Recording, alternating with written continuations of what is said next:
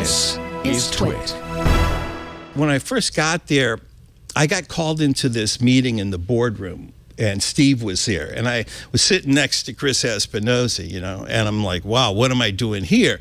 But apparently Steve was reviewing everything, and he was talking about it. And he goes, and he laid it out to us right there in that meeting. He said, we're going to beat these people, and we're going to beat them by moving faster. We're going to out-innovate them, outmaneuver them, out-deliver them. Who was them? Microsoft? Everybody that we had to compete with. Right? Everybody we had to compete with. Everybody that thought we were going to die. Yeah. And he had a fire in his eyes, right? He wanted to save Apple. Oh, yeah. And so actually, he felt very strongly that Apple had screwed the pooch for the last 10 years. And thank God they brought me back. Right? Didn't he? I'm glad he got back too, because it changed everything. Yes. So I turned to Espinosa and I said, when was the last time you were in a meeting with Steve? And Espinosa is one of the original Mac engineers. I mean, this guy, he has a brain that's like a machine. And he goes, it was like April 13th, blah, blah, blah. And I said, so what's the difference? And he goes, they're not trying to get rid of him.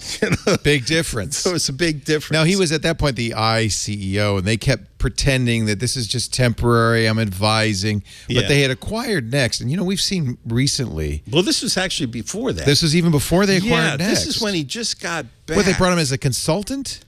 I don't even know if he had taken on a specific title. They said, come in, Steve, we're dying, please help. And changed the company. And at that time, Apple was like a lot of companies where you had little fiefdoms where, people were in charge of their little thing and they weren't working as a cohesive unit. Right. And Steve was a very strong king. He was a holistic guy, too. He thought it had to be a whole. It couldn't be little And he just bits. said, well, this is where we're going. I'm sorry your stuff's going to get cut, but it's getting cut.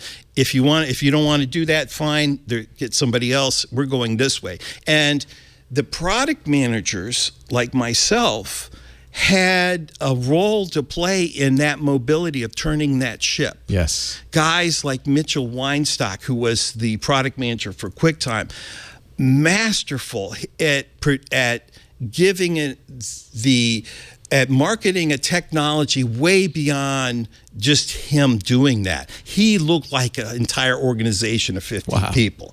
Wow. You had Richard Ford, who was handling all the network stuff. And he was the master at running things through the system. He could get them through the system very quickly.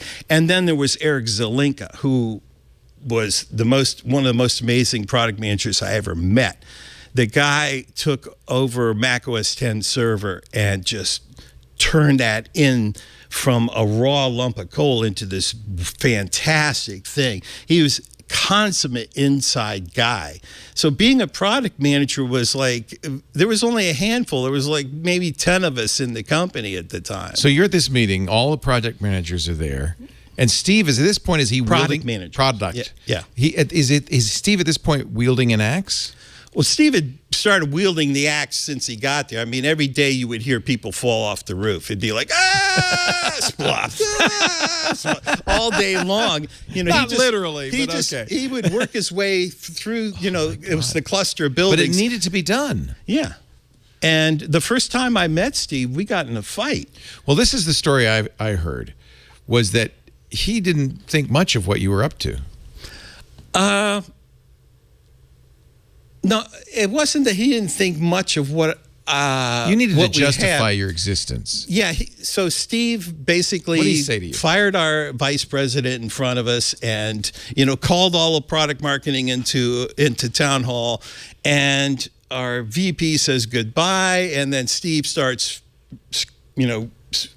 raving on us, telling us that we didn't know what you're doing. You're idiots. It was easier when we were 100 times better than Windows, but now that we're not, you don't know what to do. And so I said to him, the first words I ever said to Steve were, "No, you're wrong." And he spins around and he looks at me and he goes, "And you are?" This is in town hall. In town hall. In front of everybody else. Yeah. And he stood up and said, "No, you're wrong," to Steve Jobs. Yeah. My first words to Steve were, "No, you're wrong." And he spins around and looks at me and says, "And you are?" I said, I'm Sal Soghoian. I'm the AppleScript product manager. No, you're wrong. My technology is many times better than Windows.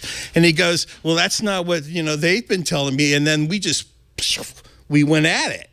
In front of everybody, I look over and there's my boss, like Peter Lowe, looking at me commit employee seppuku in front of everybody.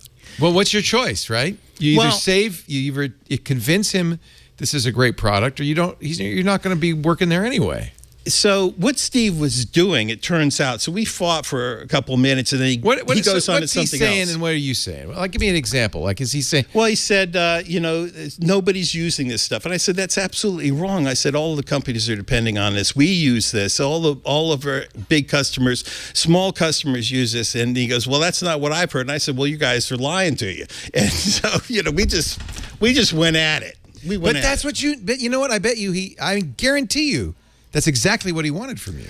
It was. What he was looking for, he was being like this on purpose to see who in the room would push back on him. Yeah. And, after that... Did you know that, or did you see red? What was it that gave you permission to say, Steve, you're wrong?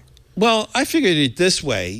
Apple asked me to join. I might be a dog on my square yard of dirt, but, I know every piece of that square yard, and you're on my square yard of dirt, and I'm going to bite your leg off. And I know what I'm talking about. And he was wrong. And you need to hear this. And so he went on to something else, and then he tested somebody else. And I figured out, he's testing to see who he has to work with, and everybody that fought him back stayed, and the rest of the people left, right? Basically is how it worked. And so after that, he liked me. Yeah, and I would too. So, but you want guys that are going to tell you the truth. You don't want some schmuck who's going to tell you what you want to hear. Yeah. And Steve got automation very quickly. Did he? Oh, absolutely. Steve was an ally and an advocate of automation. He didn't necessarily understand all the different details about writing the code and everything, but he understood its importance and its role and why it was necessary for customers to have that option. And while he was there, we got resources that we needed consistently. He made sure that we had the resources we needed to advance the technology with each system release. Yes. And it did. It got better and better. It got better and better.